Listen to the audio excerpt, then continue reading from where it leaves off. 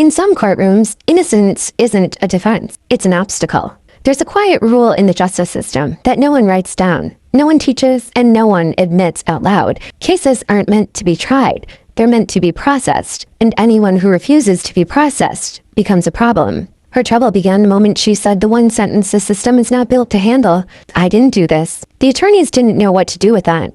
Not because they believed she was guilty, but because innocence is inconvenient. Innocence requires work, investigation, cross-examination, courage, confrontation, a willingness to challenge the narrative instead of surrender to it. And most attorneys aren't trained for confrontation. They're trained for resolution. Resolution means plea deals. Resolution means compliance, getting the case off their desk with minimal friction. So when she refused to plead and to participate in her own destruction, the attorneys didn't fight for her. They left, one after the other.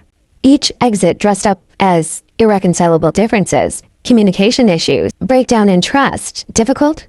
Not because she was unreasonable, but because she insisted on the one thing the system quietly discourages, a defense. Psychology calls this institutional deflection. When a system blames the individual for the failures of the institution, law calls it ineffective assistance. The gray room calls it what it is, abandonment disguised as professionalism.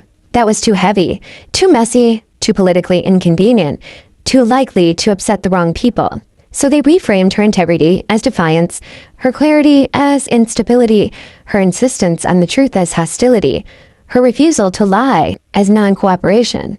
Because in a system built on plea bargains, the person who refuses to plead becomes the villain. Not because they're guilty, but because they've become disruptive. And disruption is punished.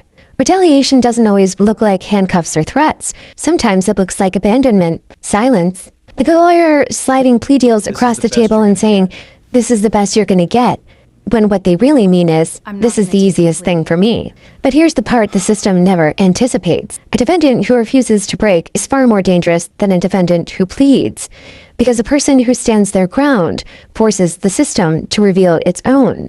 And in the gray room, that revelation is the beginning of accountability. This isn't a story about a defendant who lost her attorneys.